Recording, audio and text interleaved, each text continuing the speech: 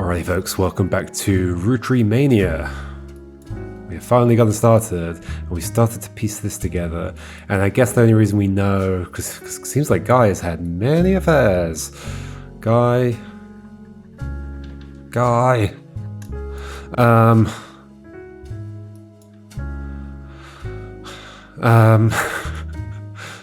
Yeah, but like the reason we've put that in the first affair is because you're the only notable new Roottrie, I guess. So your mother was Joanna, who was in the Polaroid with you, and these two, not with you, you were holding the Polaroid and those two were in it. I didn't put your surname in because I wasn't confident enough to know whether your name would have come from her or from there. It's possible I've seen it already and I've just forgotten though, so let's like double check a couple of things I was just looking at. Oh, okay, well I guess we're getting that information from the front cover, so let's dig into that a bit more. 5Ps, aka Felix Fellows, appeared on the cover of Newstime holding a photo of his mother and Guy Hudson. The article concerns his insistence that his father was Guy Hudson. The story is dramatic and sensational. I mean, you don't have ginger hair, and initially dismissed as fake until a DNA test proved that he was related to Guy Hudson. But maybe the relation is through some other way. It could be. 5P says that his Mother Joanna was Zach Morden's secretary when he retired, and then Guy Hudson's secretary for only 1 or 2 weeks after that before she quit. Oh, were they consecutive presidents? They were, okay, I see. Back to this one.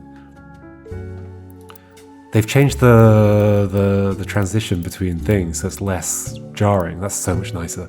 I can't remember if I noticed that already, but it's so much nicer. 5P says, yeah, the first few weeks that he was president, okay. His parents divorced when he was 4. Okay, after his father learned of the affair. Okay, so probably your name does come from your father, so I was right to question that. Felix and his mother then moved to Portland because she was afraid for her and her son's life. Okay. I mean, maybe we should look at Portland just in case something comes up. He grew up with her until he was 16, but one day his mother never came home from the movie rental store where she worked the register. The next morning they found her dead from an overdose in her car. Also, that's what she did as her last job? So actually, because there is a thing about like most recent occupation. Okay. So you were a secretary, but what do you call these people, Americans? Sales assistant? Retail? Rental? Maybe retail? What else have we got? Cashier. She works the registers. That was what they just said. Well, the register, so I guess she's a cashier. Okay, we'll take that then. Oof, that's a very specific note that's easy to miss. Next morning they found her dead from an overdose in her car. She'd stolen all the cash from the drawer and spent it on heroin. Deary me. As Felix went through her belongings, the only thing he had to remember her by were a hairbrush she always used, some photos, and a stuffed animal from her childhood. But then he found it, a box hidden in the back of her closet. Inside were love letters and photos related to Guy Hudson, as well as a letter from his father containing threats. He threw it all away, with the exception of the one photo he appears with on the cover of Newstime. He said it was the only one where they were dressed. Deary me. The only one not from the affair itself. The picture is shown in full inside the magazine and was added to your evidence. The magazine also includes some additional history about 5P's career. He was born Felix Fellows to Riley and Joanna Fellows.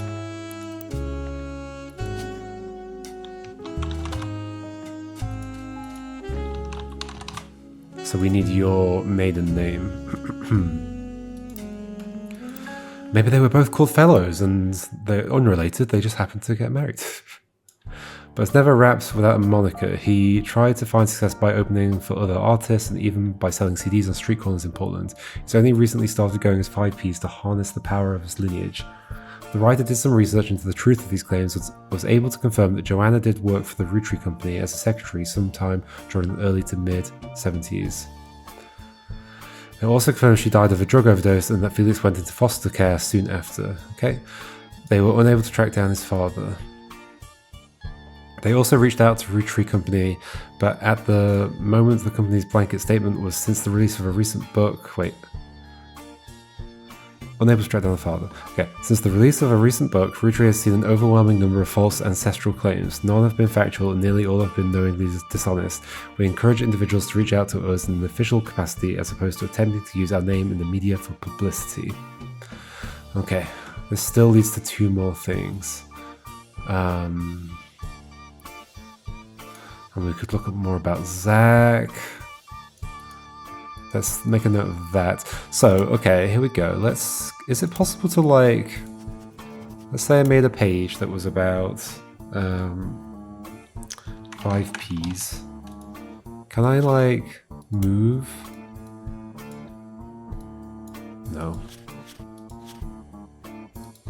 Reorder notes. But that just reorders them on the page, right? You can drop notes on other pages. There we go. That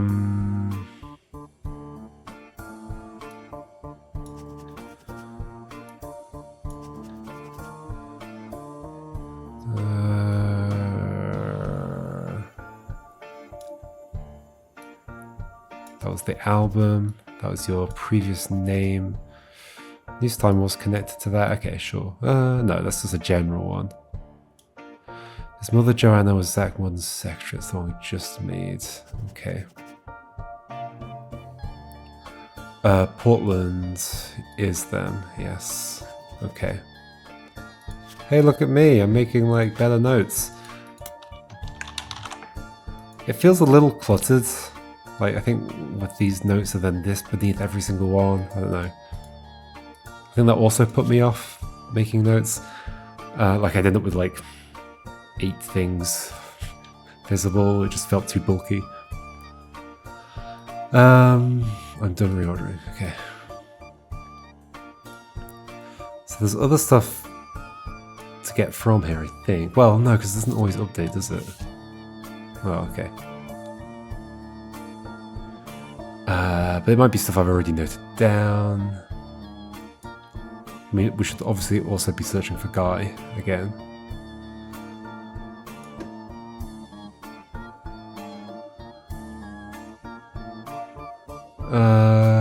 Story was dramatic, sensational. Just don't want to miss anything. Can we figure out where she worked? Is that somehow useful?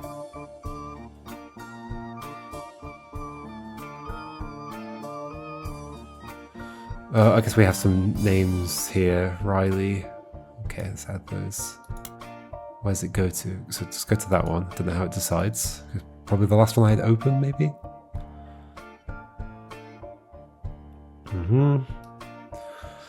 Don't think I've missed anything else. Okay. We could look at this one as well. What did this one say? Didn't have much more information, did it? No. Company picnic. Who's in the background there? Roottree family picnic. Okay. They were wearing the branded tops, I guess. Okay, Miracle. Did you also have an affair? That wouldn't surprise me. We've got your photo at least. Who are you? There's somebody in the reflection in your glasses. Charlatans and thieves. Miracle Roottree fires back. Wait, isn't that just...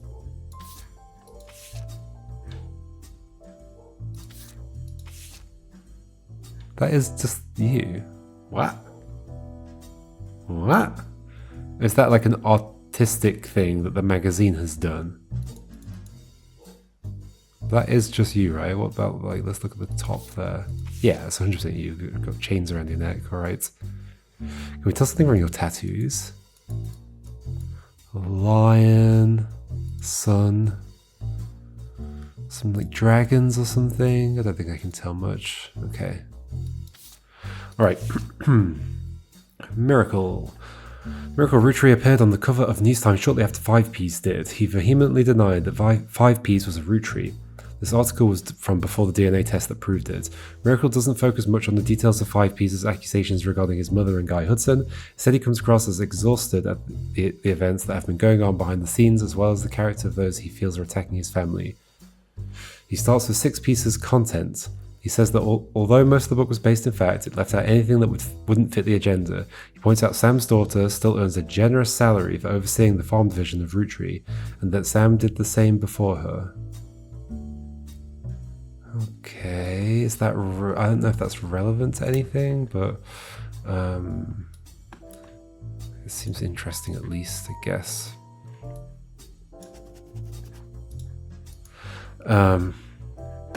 Can I have that page open, since I think things are more likely to be general here? The Sam's family was not destitute, and that really it was only her son who chose to take on a job with no salary.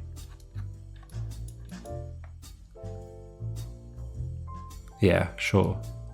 That happened. That was a thing.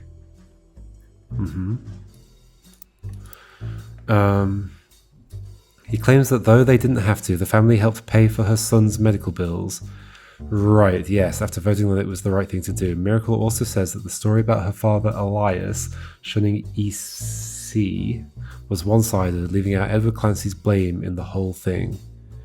Shunning EC, Edward Clancy is yes.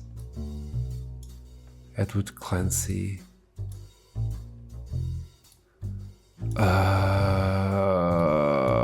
I've forgotten everything.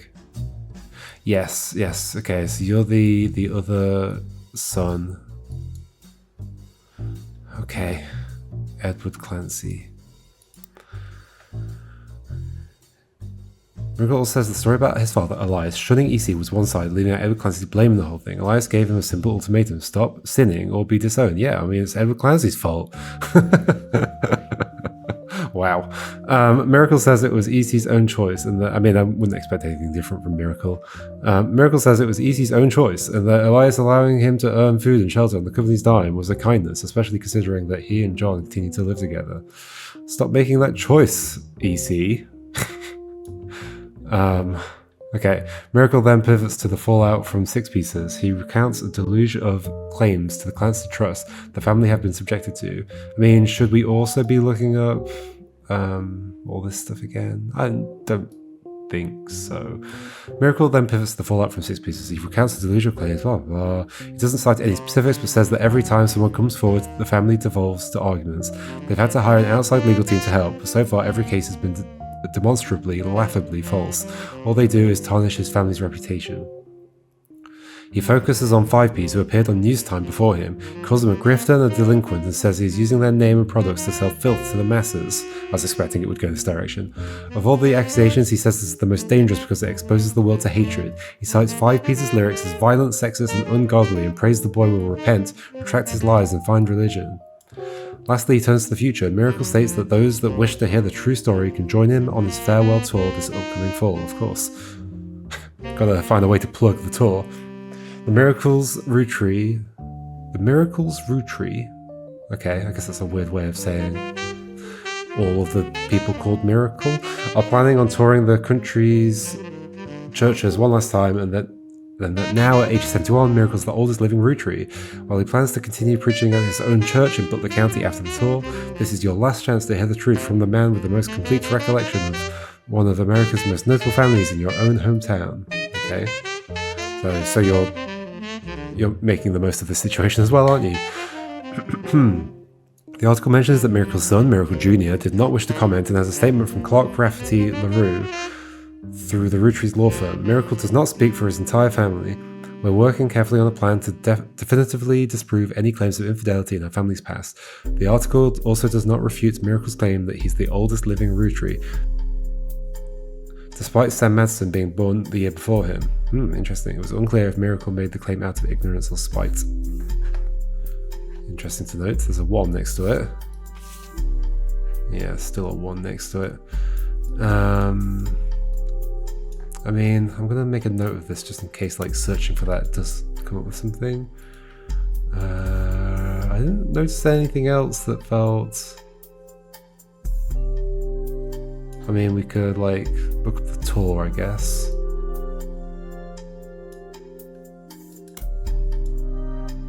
One less time. I think we should stick to 5 Ps though. Which we do have other stuff to go on. 5 Ps. We have your album. Do we get to listen to it? Root of All Evil is 5 Ps' debut album. According to various sources, the album is mostly material that 5 Ps recorded for his mixtapes before he became notable, but re-recorded with lyrical differences and professional production. All Your Problems, okay, let me put it so it's in quotes, that might help me remember, was the first and only single released. After dropping the single, 5 Ps announced he'd retained the infamous celebrity lawyer Stevie Whitlock, here we go, this is something to search as well, to sue his family. To date, it doesn't seem like he's followed through. At first, the single didn't make much of a splash, but Whitlock, known for publicity stunts, paid thousands of teenagers a few dollars an hour to call and request the video on MTV, which increased its profile. MTV eventually caught on and banned the video altogether, which in turn received national news coverage and made the song even more popular. I mean, can we look up MTV? Do we get real things being represented in this? Maybe. Okay.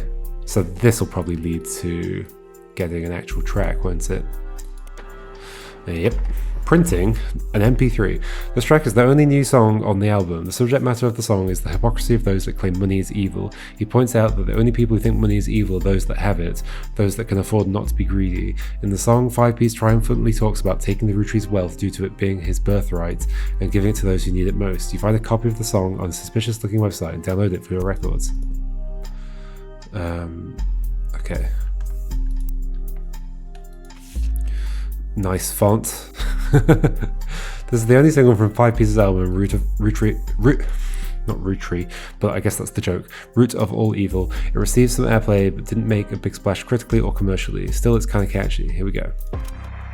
Attention, Roottrees. This is 5 Ps coming at you from the real world. You know, nice. You say money is the root of all your problems.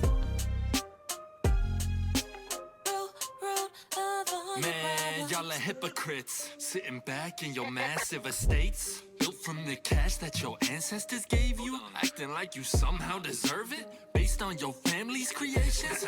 Yo, but looky here, sonny, don't you come for our money, or you might burn bright in hellfire someday, like that Madsen chick and her 2 dads. My pappy's cleansing trust should keep you away. Yo, it's disturbing, catching a sermon from a geezer who's never known hurt, but blurts out these claims that somehow we're sinners, cause we didn't earn it, when all of your worth it came free with your name. You expect me to treat your lectures on greed as some expert creed from he without blame. How about instead I turn my other cheeks and spread them? When you give me a kiss, you'll know just where to aim. You say holy moly. This is a long song.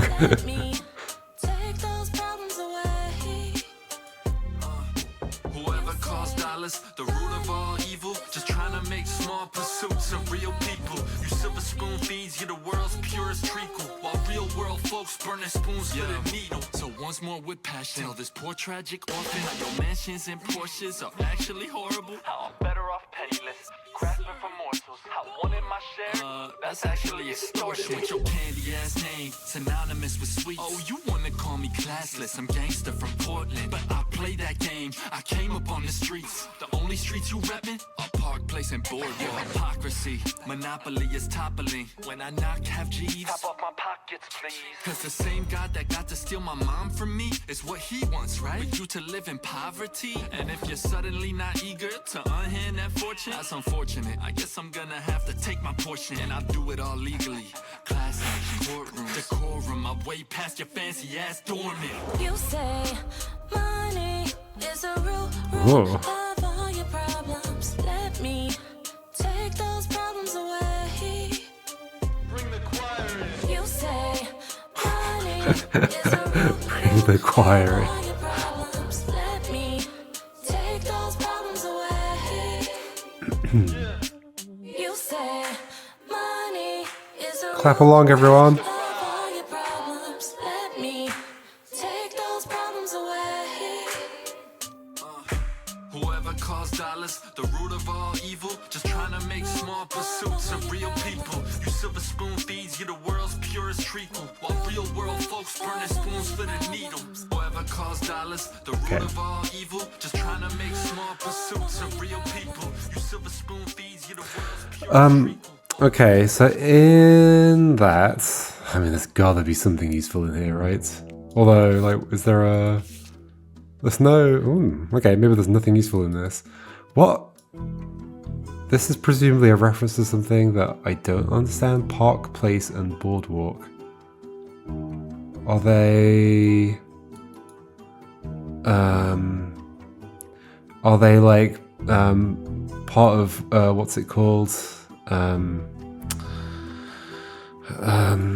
You know, like financial areas of like New York or whatever.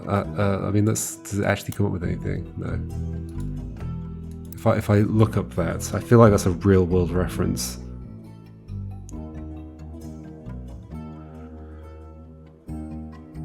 Let's search both together. Oh, they're both Monopoly spaces. In the US Monopoly?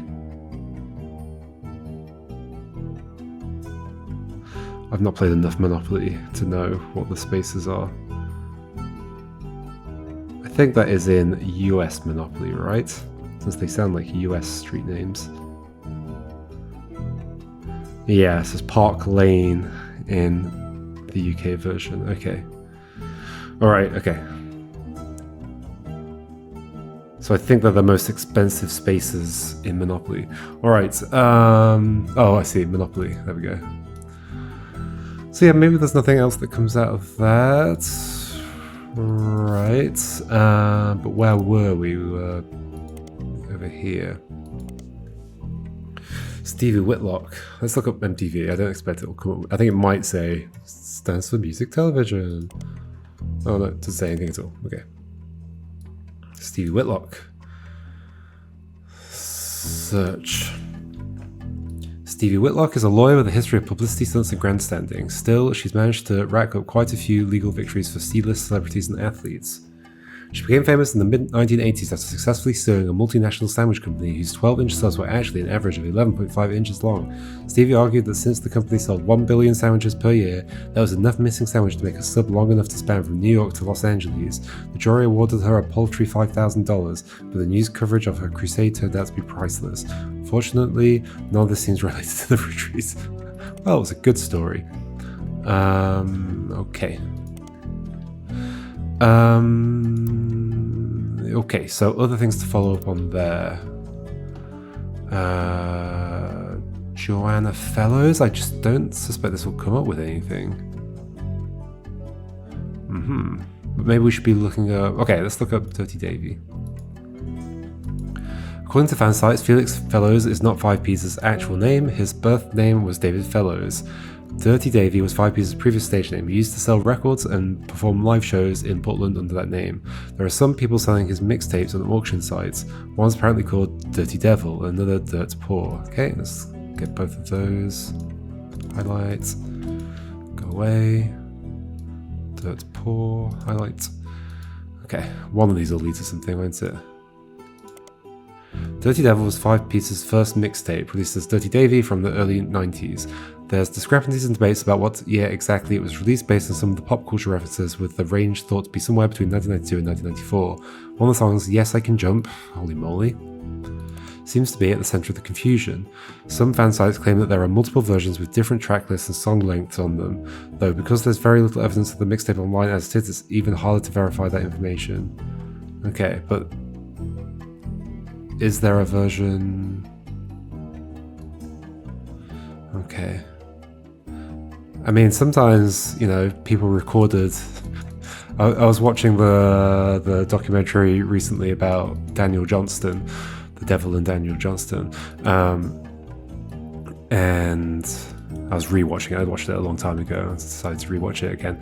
And they were talking about how like he would literally just record the tape over and over and over again for every single one. He wasn't copying it. He was every tape that he gave to somebody was like another re-recording of that tape, which is fun. Okay, let's look at this. Yes, I Can Jump is a song that was on 5 Pieces mixtape Dirty Devil. It seems to be the only song that didn't make it onto his studio album that people thought should have. In it, he references a popular movie from 1992 called White Men Can't Jump. Okay. I mean, I don't know why searching that would come up with anything interesting, but sure. This reference has caused some confusion amongst the fan base. I'm just basically like, anytime I see a title of something, I'm going to note it down just in case. This reference has caused some confusion amongst the fan base. Because of it, it is agreed upon that the mixtape had to come out in 1992 at the earliest, but others point out that Fellows references seeing the movie on his 17th birthday. This would have been 1994. Oh, do we have to think more about dates? So you were 16 when your mum died as well, 1993. Okay.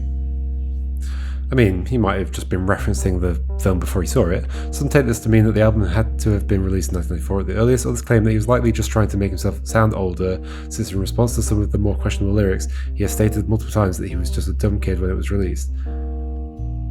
But I mean, also he might just not have seen the film and just be referencing it, because the title is like pretty clear and that's what the reference is to. I mean, let's search the film. Okay, there we go. Let's make a note of that.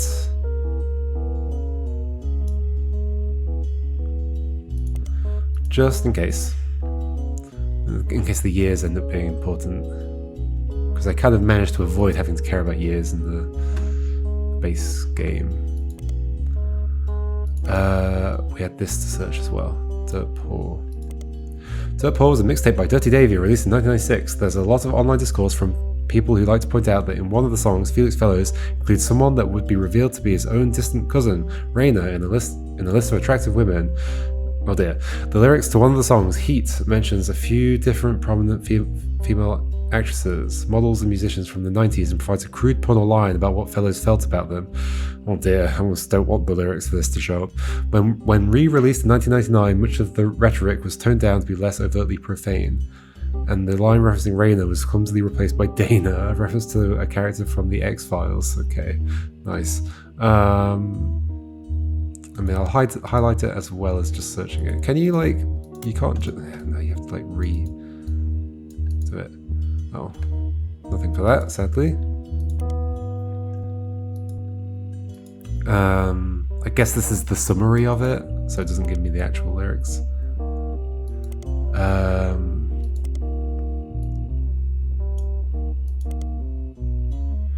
Yeah, okay, auction sites.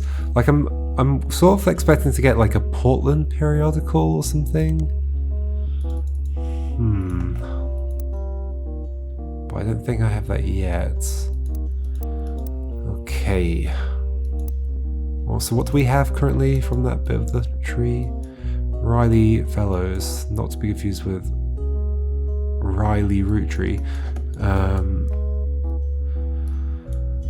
We need your maiden name. Let's look up Zach Morden again.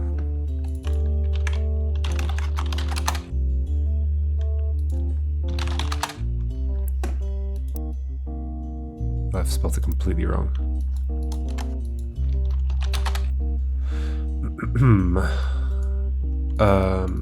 Yeah. Okay. What about in... do this again. This page hasn't been updated for at least 8 months and may now be irrelevant. Okay, may. I think that is... You're saying it is irrelevant, right?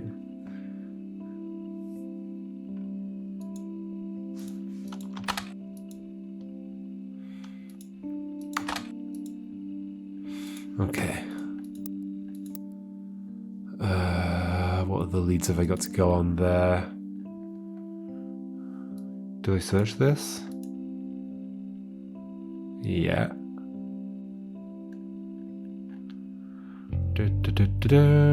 Heat.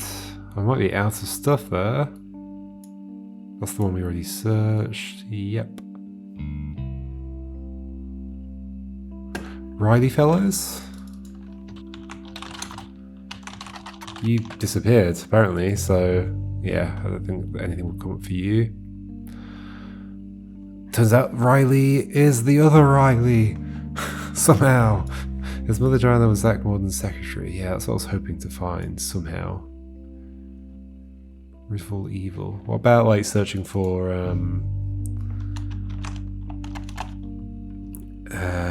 what was it? Roottree family picnic. No. May I be surprised? Let's go back to that and search miracle, even though. Okay. I think miracle's clearly going to show up in this somewhere. Your maiden name, where's that gonna come from? Can we, like, yeah, because I was thinking, like, if we got, like, had, like, a Portland periodical, we could search for, like, maybe her death would have been in there or something. I hope I haven't just missed it in something I've already seen. Or, like, yeah, there's some reference to her pre-getting married, although she was married at the time, although she was first the secretary of Zach, and then Guy. Have we looked up Guy again since?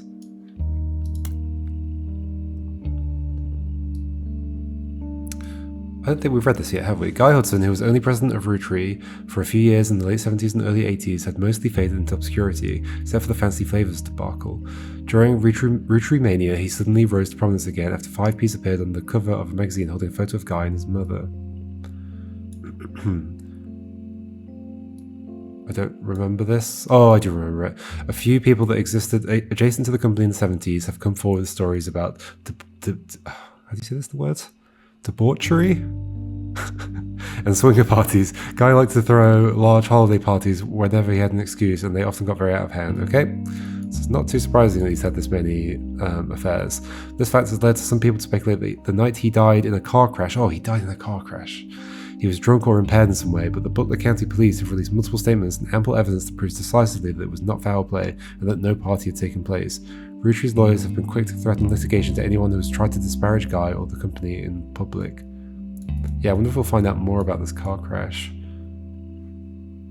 Okay, so this is new information. This must lead somewhere, right?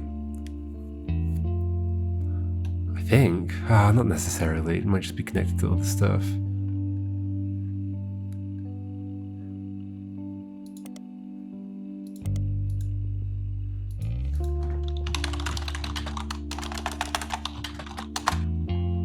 Hasn't been updated. His wife died with him. Okay.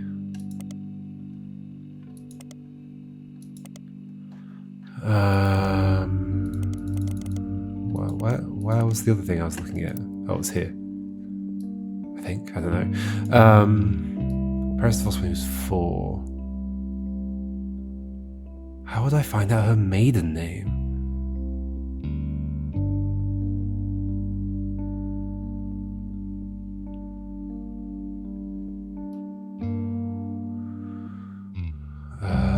Portland. I need a Portland press.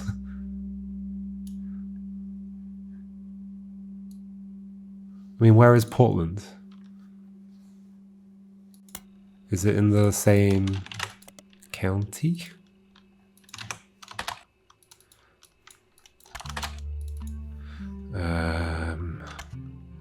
Heroin. Overdose. No. Okay.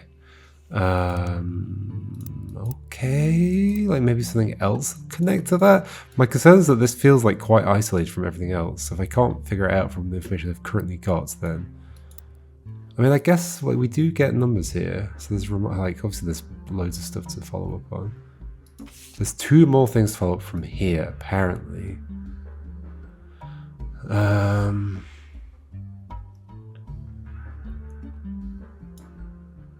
DNA test. Zach Morden. Wait, did I put Zach Morden, or did I put... What was I searching for before? I mean, it hasn't even... Yeah, I was searching for Morden, okay.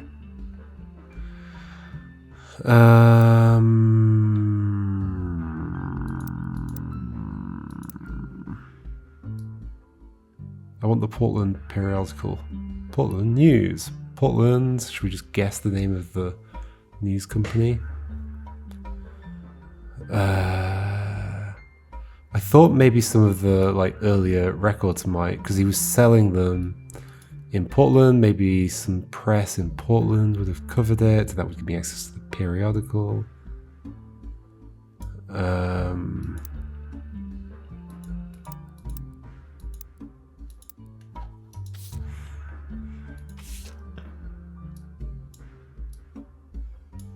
But there wasn't anything like that, right? I haven't missed something.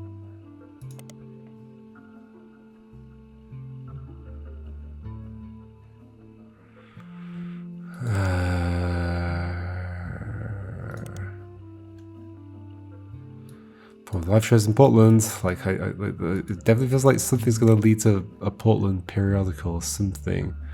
Root of all evil. Have I just missed something? I don't think so. Okay. But still, there's 2 things to get to from here, apparently. Joanna. Zach Morden.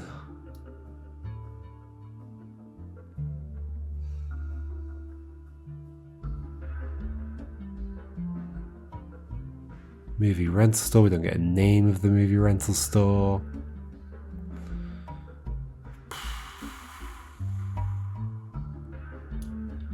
We've already searched for your name.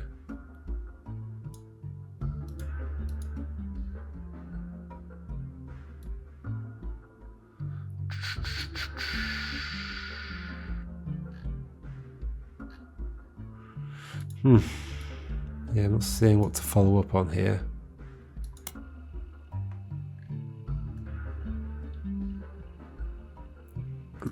I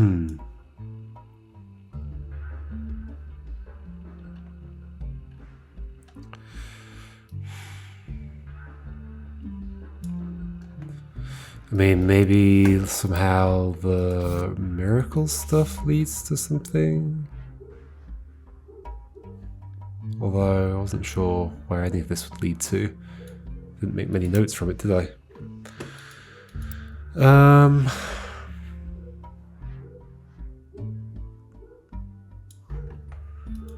Miracle tour.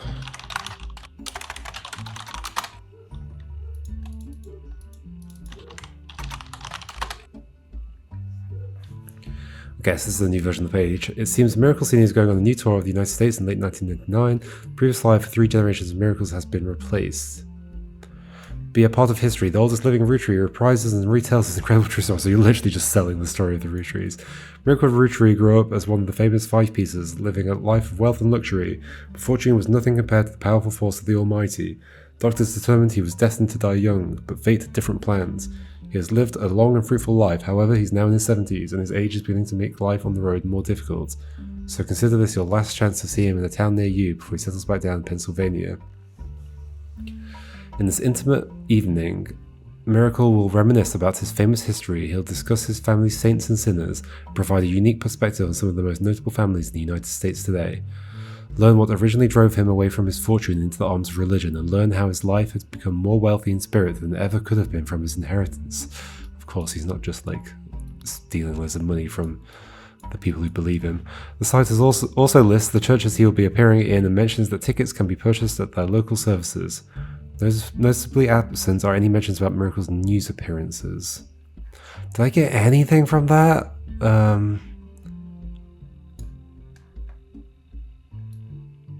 We can search for this again, but... Oh, this is... No, that's the same thing, okay. Okay.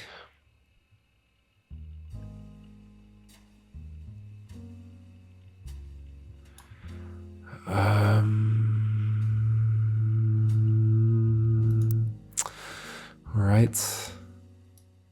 Still one thing from here, I guess.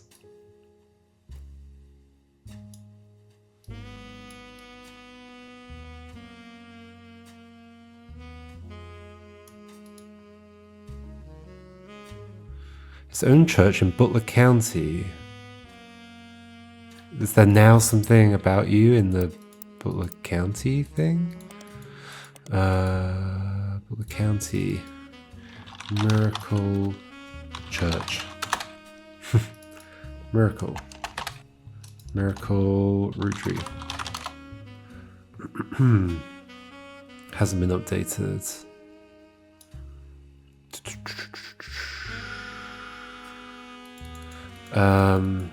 Church. Nope. Okay. I think we're just gonna have to follow different leads. But I think we'll leave that till next time. Not much came together today. Lots of reading, but didn't really lead anywhere.